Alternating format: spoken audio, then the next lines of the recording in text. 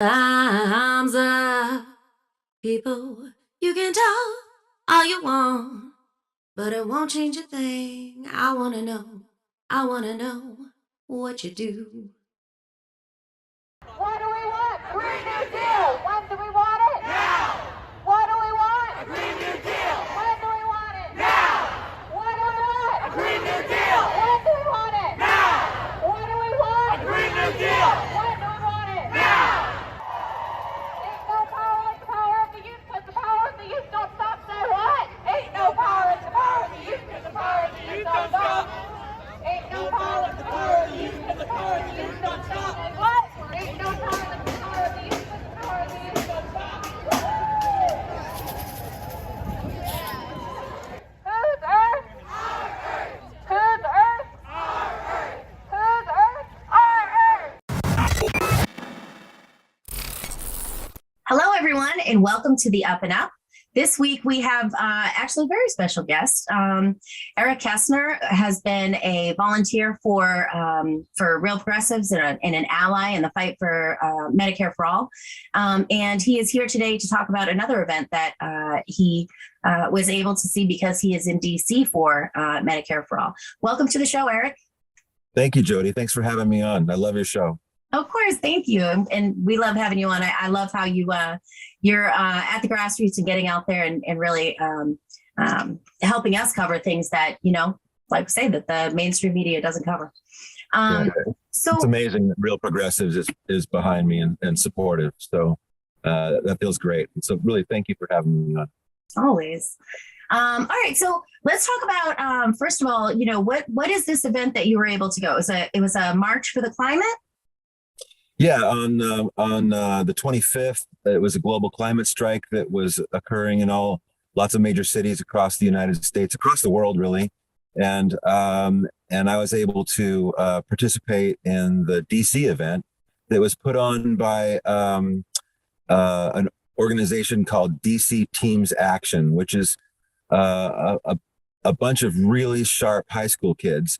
And there's about, I'm going to say maybe 500 people, 750 people, somewhere between that amount of people at this march. So there was a lot of energy and a lot of excitement. And it was just really great to see the youth, the next generation, kind of really dipping into activism hardcore. I heard a lot of really great things from them. Some old chants, right, that we all know, show me what democracy looks like, and then some new chants. It was really great to see them on fire about this and stoked to be the ones to lead the way. They really kind of took over Pennsylvania Avenue there for about an hour and a half, and they marched around the Capitol, and the police kind of escorted them, cleared traffic for them as they marched, and they really did a great job of energizing each other to keep this thing going, and onlookers. But I'd say it was about 90% high school kids and about 10% adults. So it was really great. Wonderful. It's interesting as you're saying it. I didn't even really connect that this was something that was happening all over the country, and I hadn't even really connected that I went to one in Keene on Friday the 25th. So on the same day as you were doing this in DC, we were doing much smaller, but similar action in Keene and put on by the youth. That's amazing. So tell me a little bit about the event itself. I love to see that. It sounds like they must have planned properly so that the police were escorting them and things like that. What were the major themes that you saw from the people who were a part of this? Well, these kids thoroughly understand the goal, climate action. And I'm not sure they fully understand the path like we do, like Real Progressives do. The path being, the Green New Deal. We all know that we want that. But the path is to that's a big build out, correct? The Green New Deal is going to be a huge build out, and in order to achieve that, it's going to need a lot of the labor force, and so what's really needed is to attach a federal job guarantee to the Green New Deal, and then attach Medicare for all or healthcare benefits like all federal jobs have, to the federal job guarantee, and employ the unemployed. And there's 30 million people unemployed that are looking for work right now. So I think that we can do a lot to help them understand the path forward. Foddle's 3-layer cake, right? The whole bundle. That's what we want. That's what we're, that's the method to get to where we want. But they did a really good job. First of all, they acknowledged that they're standing on indigenous land. And so they seemed really well-based and well-grounded. They were saying that that indigenous peoples do 80% of the protective actions for the Earth's biodiversity. So they're really the ones that are keeping that door open for the rest of us. And they thoroughly acknowledged that they were standing on native land right there on Pennsylvania Avenue. And they fully acknowledged colonialism and imperialism. And they connected all the dots when it came to, war and that type of aggression is in the pursuit of fossil fuels. That they pointed out that America was the number one oil exporter and Russia was number two. And that fighting over fossil fuels just is a result of corruption of our world leaders, and that always leads to violence.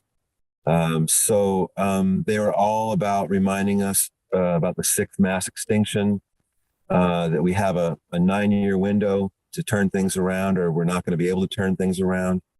And they know that imperialism has to be curbed in order to do that. And they understand that it's up to everybody, especially the youth, totally accountable themselves for, picking this movement up and making it happen. So it was really exhilarating to see such sharp young individuals, so passionate about all this, and it gave me a lot of hope. It was excellent. I can't help but I love the way that you connected it to the Green New Deal, and of course how we need to go about that, because it's about the how, right? We can have the vision and the goal, and of course that's very important. But it's good to know that the people who are going to be carrying the torch understand that there's process to this, and of course these other things need to be it's a puzzle, right? And we need to acknowledge the whole, or layer cake, I guess we say that. Sorry. Yeah. But also the things that you're talking about, acknowledging the being on indigenous land and that kind of stuff. It's hard not to connect that to this whole conversation about CRT and trying to limit what people teach, what people are teaching and things like that. And it's comforting to know that that kids are understanding the broader picture, right? That the next generation coming up, at least a significant amount of them are understanding the broader picture. Yeah, it's vital too. I don't know where we'd be without the younger generation, feeling an accountability to pick it up, because the truth is that a lot of us old activists, we're wearing out. I talk to people on the regular, some major activists just recently about how they're burning out, and it's great to see. It's hard because 99% of activism is a losing battle, right? It's every once in a while you get a win, right? But I've fully accepted that this is going to be mostly a losing battle until we win, right? You lose until you win, and that those losses suck the energy out of a lot of. I'm not a boomer. I'm only 1 year away from a boomer, but. Some of us older activists, we it's hard fought, and the it shows. Yeah. So these high schoolers that I watched, that I participated with in their march, they're so smart and so attuned, and they've got all of that fresh energy, and they haven't suffered all the defeats that that we have. But I think that it's important that everybody's in this together, because we can make sure that we keep encouraging them with the wins that we've accomplished. Civil rights, women's rights, gay rights, all those battles were catalyzed in the streets. None of them would have gotten the traction that they did if the masses didn't fill the streets. And it's going to be the same for anything on the progressive agenda, whether it's climate or Medicare for all or student debt relief. I think it's important for us to understand that that our solutions are going to be non-electoral solutions. And we can't rely on our representatives pushing these things across the finish line, because it's just not going to happen unless the people stand up in mass and fill the streets. And so that's kind of what I'm all about as far as my push out here. I'm connecting the dots, getting to know as many influencers as possible. So when it does come time to pull the trigger, we're all on the same page, and we can fill the streets. And so these kids are just wonderful, and they're pointed exactly the right direction. So that's really encouraging. Wonderful. So is there any one part of the of this event that you thought was really just kind of hit you right there, right? Is there anything that was particularly inspiring? I know that the whole thing was inspiring, but is there any one speech or yeah. Well, the several speakers had some great things to say, a lot of which I kind of already touched on. But the thing that left me the most fired up about this was their chants. They've got they created some great march chants that I'll share with you. One of them is the earth is on fire. We don't need your money. Let the corporations burn. And so the earth is on fire. We don't need your money. Let these corporations burn. The earth is on fire. Justice!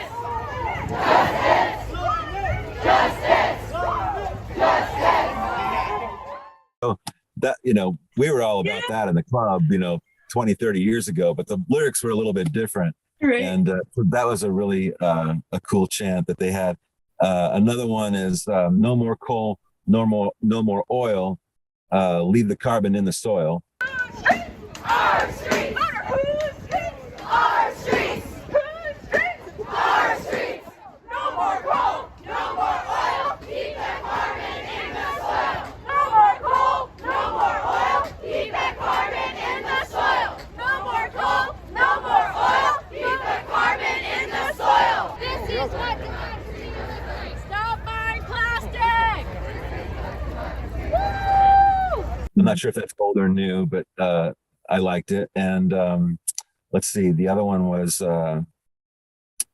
when our earth is under attack, what do? We fight back. 2, 4, 6, 8. Save the earth, it's not too late. 2, 4, 6, 8. Save the earth, it's not too late. 2, 4, 6, 8. Save the earth, it's not too late. When our earth is under attack, what do we do? Stand up, fight back. When our earth is under attack, what do we do? Stand up, fight back.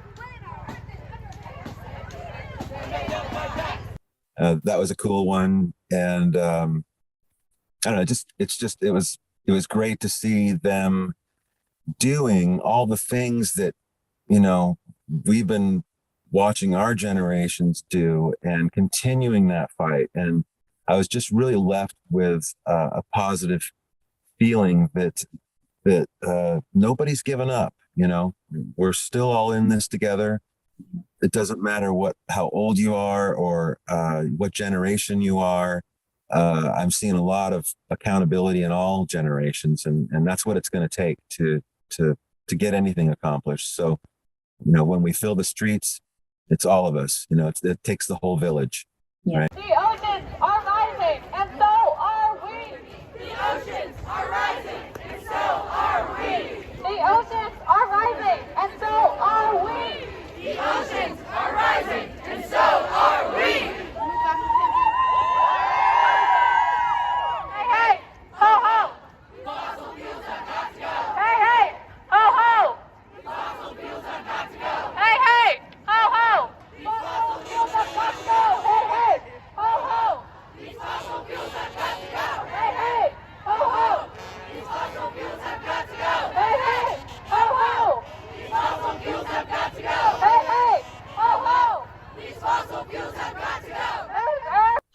And there was this analogy that I probably saw it as like a meme on Facebook or something like that. But it was this, it said, social justice is like a choir, and to hold out a long sustained note, sometimes people will have to drop out.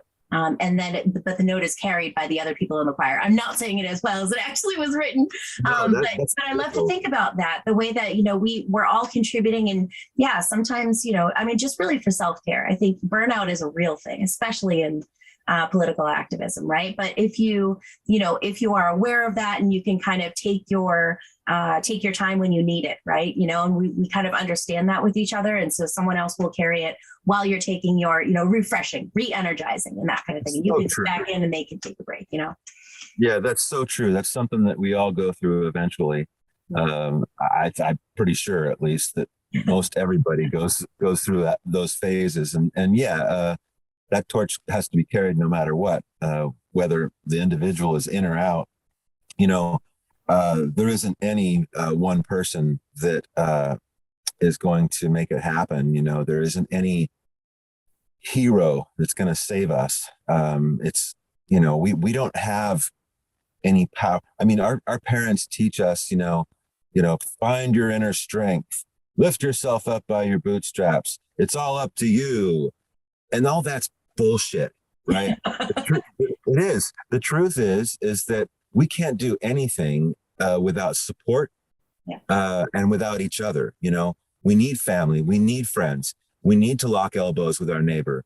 We need the collective to rely on each other, trust each other, and we can accomplish great things. We can realize our collective strength again, like they did back in the civil rights movement, and like I said, the women's rights movement. I mean, people fought in the streets, and they were beaten, and they went to jail, and they died.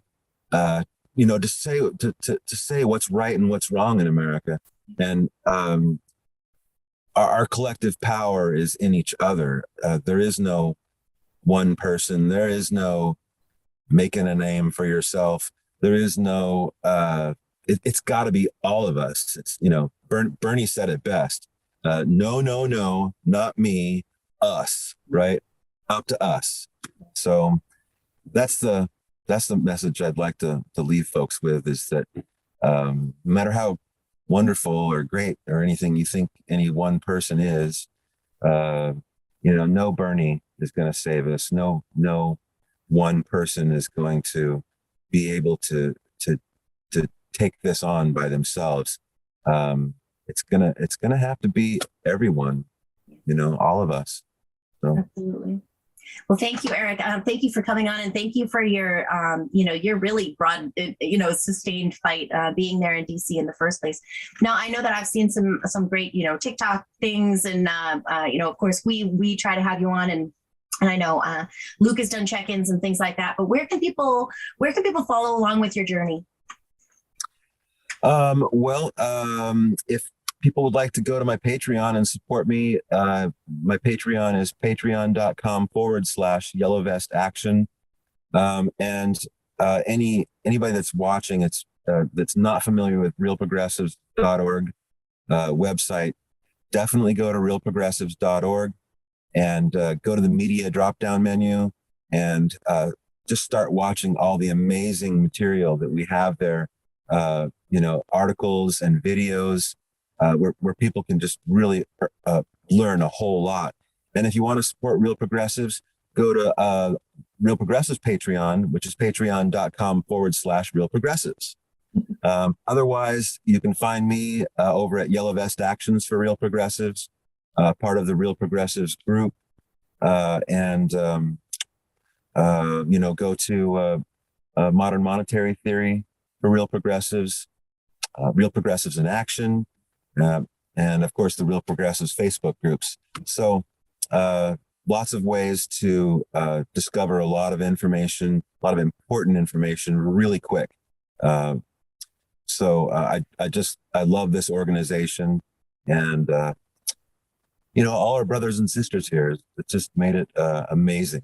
It's an amazing group to be with, and I fully recommend and encourage any of your watchers that aren't with the organization to lean in, and we will open our arms and accept you in, and we can get some real work done. We need writers, we need editors. We'll probably always need those things because we're always growing and building, and it's a wonderful, beautiful thing. So I think, even, I appreciate that. And I think, I love having you be part of Real Progressives. I think it's great. I love being able to check in with you and follow along on what you're doing and kind of feel like I'm a part of it, at least, even if I'm not there. Yeah, I think even just to your point, you look at whatever Luke and my show and Steve and things like that. And there's so much that goes behind just putting out an episode or, putting those things together. And those are all volunteers. Everyone is volunteers. So there's a lot behind that you don't see. So thank you so much for coming on. And I hope we can, we'll absolutely follow up with you and keep on point with what you're doing out there. Thank you so much.